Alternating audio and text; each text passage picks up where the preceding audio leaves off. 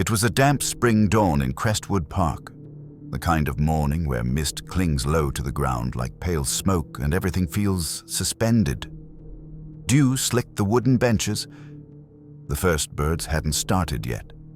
At 5:42 a.m., sneakers struck gravel in steady rhythm.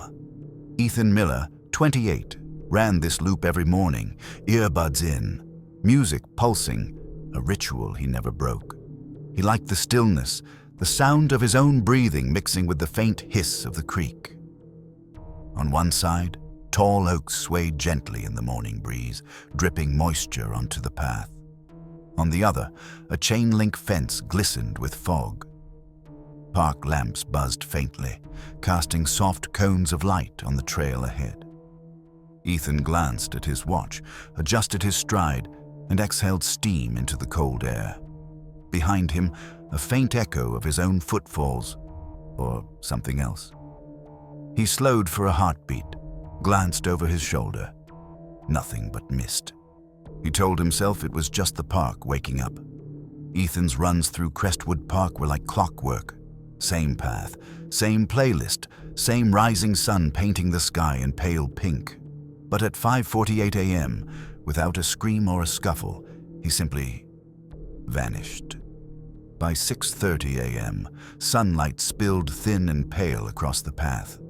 A dog walker bent to pick up a smartphone lying face down in the mud. Earbuds still connected. Music still playing. The jog tracker app frozen mid-run. No Ethan, no footprints leaving the path. Just an empty stretch of trail, a half-empty water bottle, and a phone buzzing with missed calls. Yellow tape rose by noon. K9 units swept the woods, noses low. Helicopters circled overhead. Dive teams searched the creek. Reporters clustered near the entrance. By sunset, there were still no answers.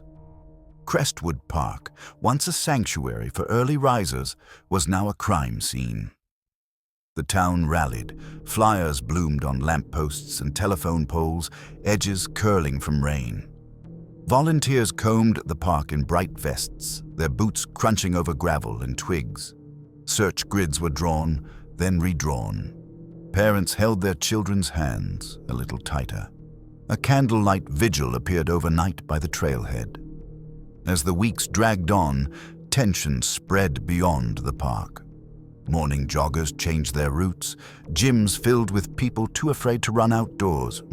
Local radio shows debated theories: abduction, wild animals, cult activity. Each caller swore they had seen something. A strange truck at dawn, a flash of movement in the woods, an unmarked van. The park itself began to rot under suspicion. Benches overturned, graffiti reading "Who's next?" scrawled on the maintenance shed. In this climate of fear, one figure remained constant: Carl Dawson, the ranger, calm and reassuring at every press conference, handing out safety pamphlets like lifelines. At the center of it all was Carl Dawson, the park ranger.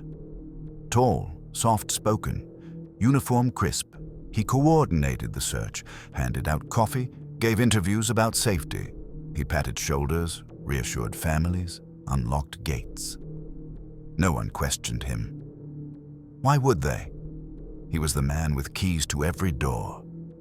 2 months passed, headlines faded, flyers peeled. The morning crowd thinned.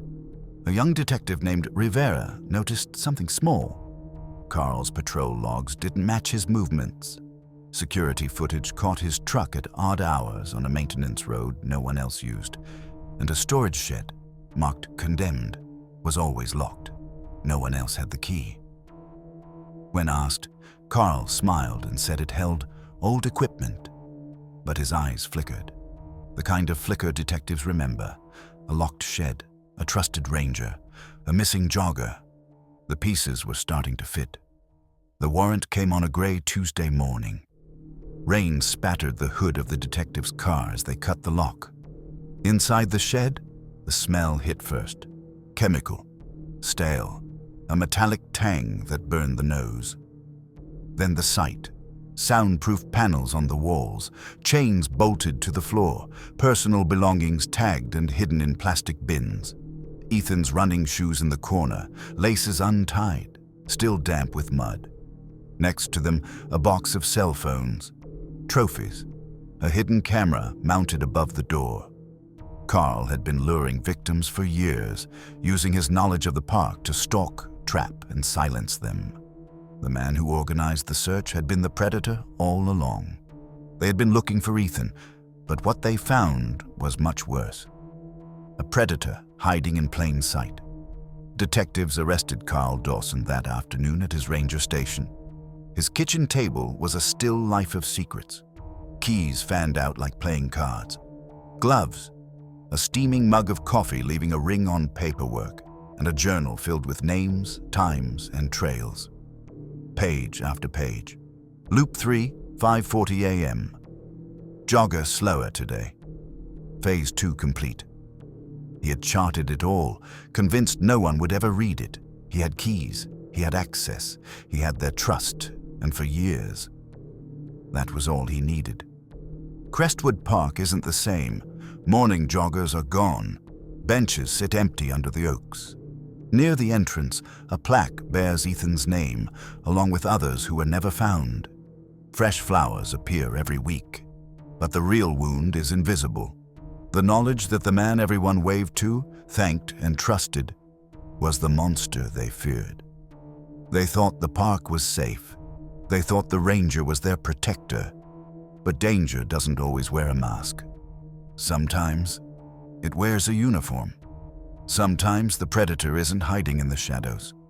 Sometimes he's standing right beside you, holding the keys.